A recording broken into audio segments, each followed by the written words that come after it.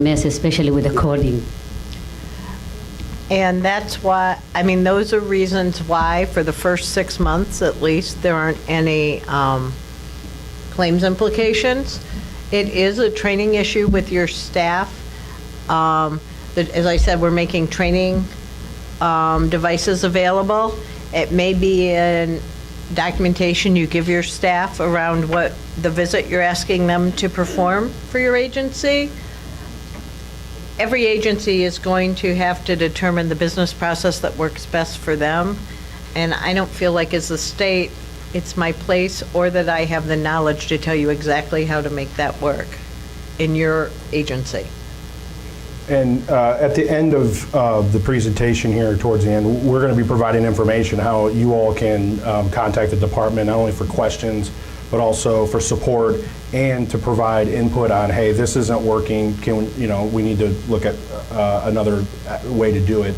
Of course, the council, we're going to continue to engage on this issue, and we're going to continue to seek feedback from you all. And if there are issues that are persistent and systematic, then we're going to advocate that we get those things addressed. So to Julie's point, I think we're going to have to, every agency is going to have to figure out how this is going to work, and it may not be easy, but we are also going to figure out ways that we can make it easier. Good question here, Beth. So I do have a question. In the last few years that I've been part of this industry, we've been hit heavy, and this will be the third issue that's coming aboard. The first was the overtime rule.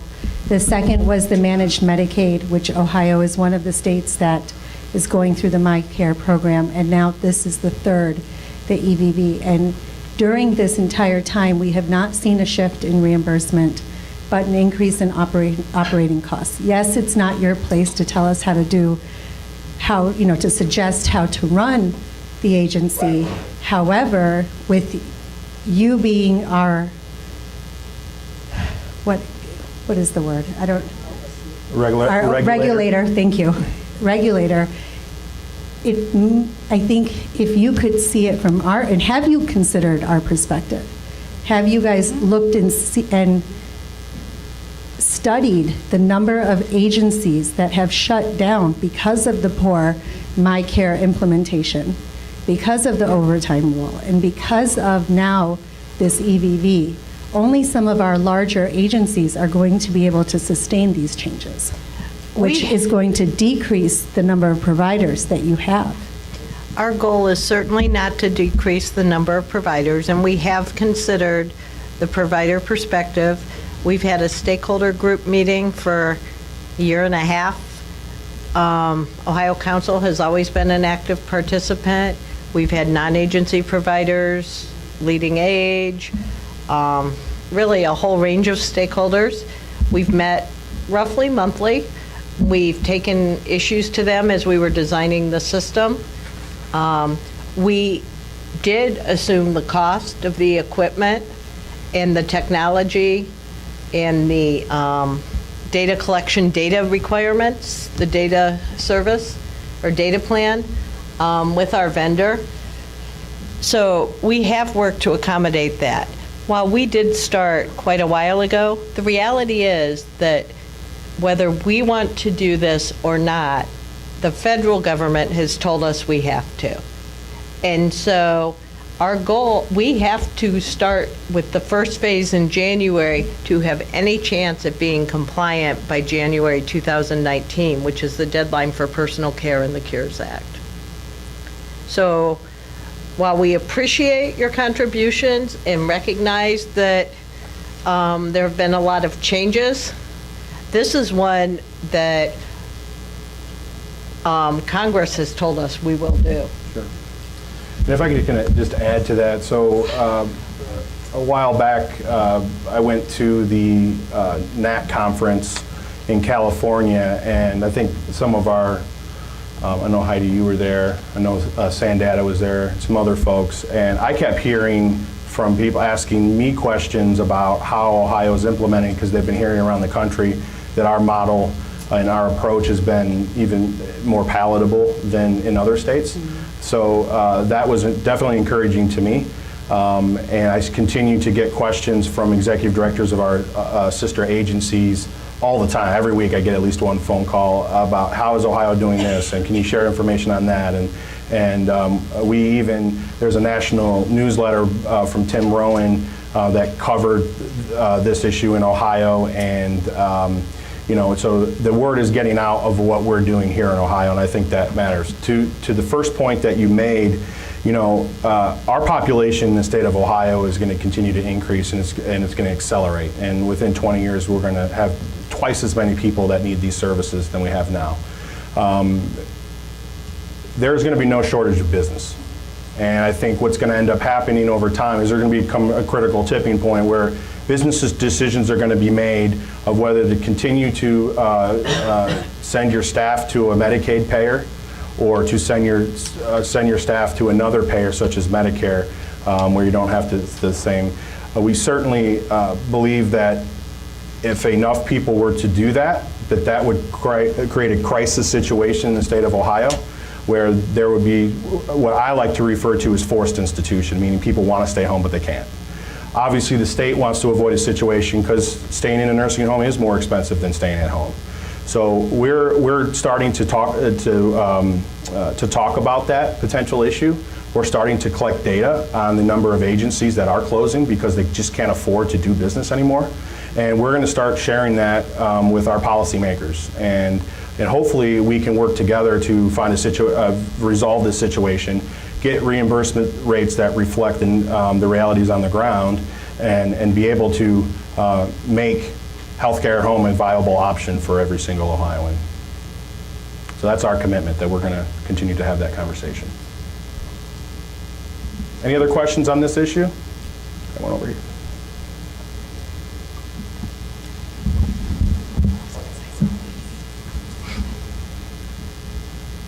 Is the reimbursement, the time frame on reimbursement, is that going to change on claims being submitted because of this extra layer of matching up against the aggregator? No. In fact, we're doing our user acceptance testing on the MITS processes now, and it's an internet-based inquiry and response that happens within seconds. So we should still expect to see claim paid or denied at the time of entry? Yes. And the other question is that no claims will be denied. Will we get any kind of instant feedback, since we're not going to be getting a denial, on maybe what a potential issue may be? Yes. If you put times on your claims, the edits connected to EVV will still post to your claim. They're just set to pay. Okay. So and we'll actually be monitoring those edits too, and using that information to help identify providers who need additional technical assistance. Providers can certainly always contact us, but we'll be doing our own analysis of the data. And that's why, in my opinion, it's really important to put your time on the claim if you can from the beginning, so you see where you're having those issues. And we see and can try to figure out what additional resources we can provide from a training perspective, or even understand how our program's working better. Okay. And if we need to understand that explanation, do we still call the same number that we're calling now, the provider? You do. Okay. The edits will reference you back to EVV. You will also have to do sort of some detective work to look at the claim. It's apt to be the in time, the out time, or the service. Okay. So I would start with those three pieces to see if you have a discrepancy in any of those. Those are the places where you're probably most likely to have a discrepancy that would impact payment. Okay. Thank you. All right, any additional questions on this topic?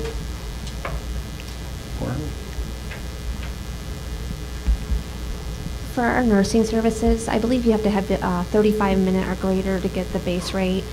For instance, if our nurse is there for 33 minutes and clocks out, are we going to be penalized and not get the full base rate? If your nurse is there 33 minutes today, you shouldn't be getting the base rate. I'm just saying, if they glance at the clock and then, yeah, it's 8 o'clock on that wall, then and it's really 8:05 on another one, and are we really talking a matter of minutes here? Yes, Yes. yes, First 35 minutes. yes. And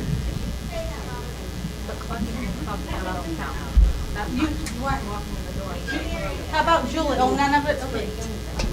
I was asking for nursing wanna ask that services. You have to be there for 35 minutes to get the full base rate, and I asked if the nurse somehow only made a 33-minute visit, are we going to be penalized for that and only be paid the unit rates instead of the full base rate? And they said, yes, it absolutely has to be more than 35 minutes. we have a question up here.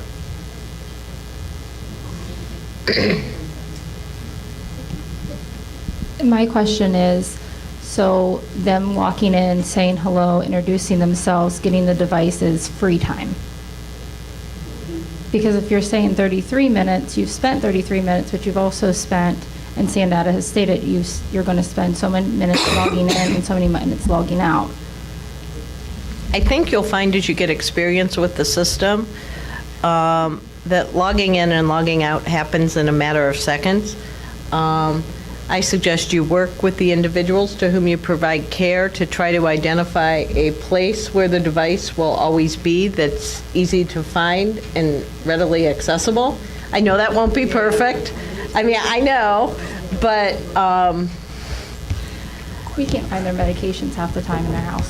So we can't find medications in their house. So this topic was a big part of our business impact analysis, and what we found is that we're estimating there to be anywhere from a 2 to 4 minute average time to clock in, clock out. If you have a patient who has, let's just say 4 people coming in and out of the home in a day, multiply that by potentially hundreds of people that you serve over a 7-day period and then a 30-day period, we're talking a substantial amount of lost build time. And that was one of the things that we really have shared and talked about.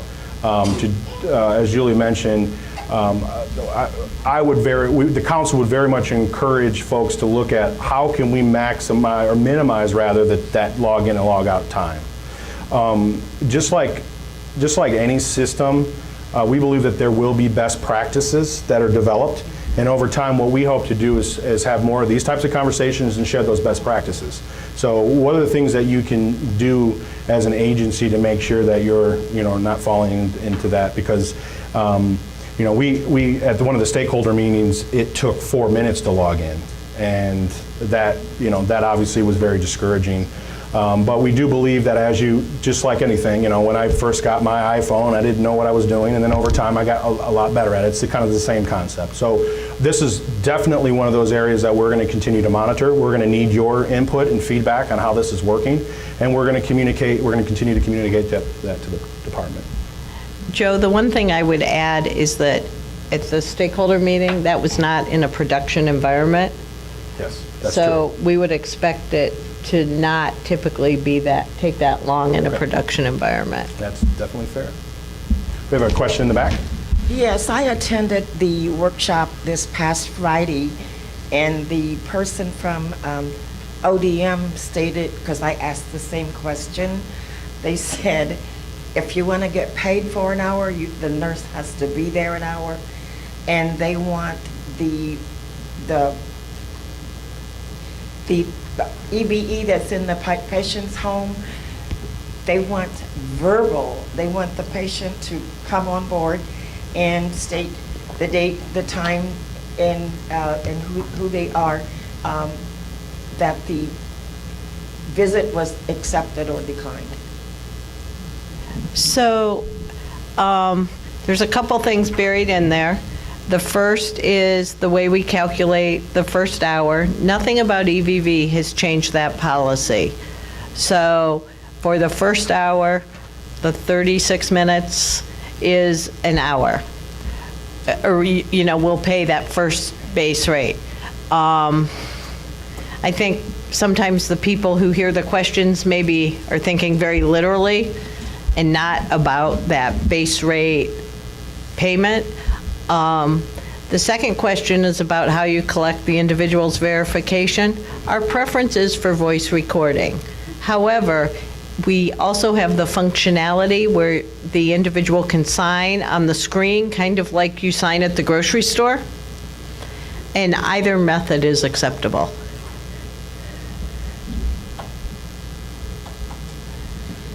The aides are logging in with the Medicaid number, is that correct? The aide logs in with your SAN data agency number, their email address, and their password. They then search for the individual using the individual's Medicaid number.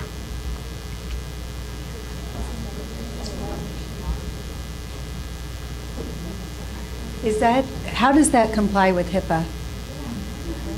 Well, we've talked about this extensively with Director Sears and her team. The response that we received is that there is no exchange of information whatsoever within the email address. It's simply a username that's going to be used to log in. So what we've determined is we've talked with folks at the federal HIPAA office. They certainly are somewhat concerned. We've also talked to a HIPAA attorney who also had some concerns. The way we look at this is that it's ultimately the state's responsibility when it comes to this. So if they're having folks use that and there is any type of HIPAA issues, that we will certainly communicate that to the state, and we will assume no responsibility for that. I know that sounds sort of when we get to that, but the way I think it's important to see this is you'll have to make a business decision about what type of email address that will be used.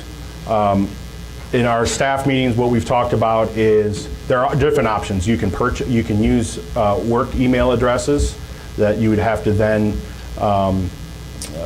provide to all your workers, and the state has told us that they do not have to be HIPAA compliant.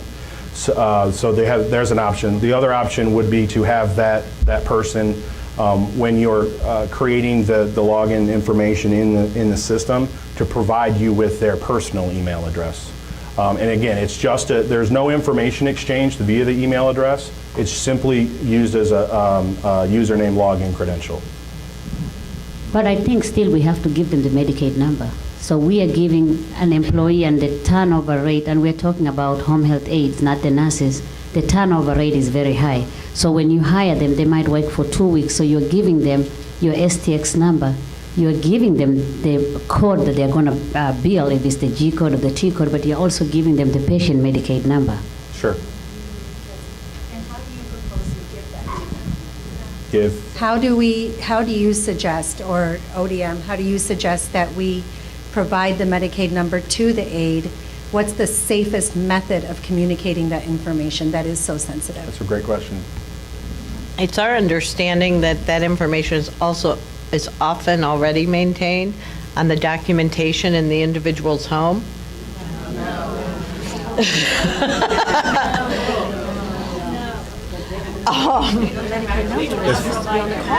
Yeah, it's on the individual's Medicaid card. It's, I think that's another one of those things you're going to have to determine what works best for your agency. Our legal office has not identified a HIPAA concern with using that number in this way.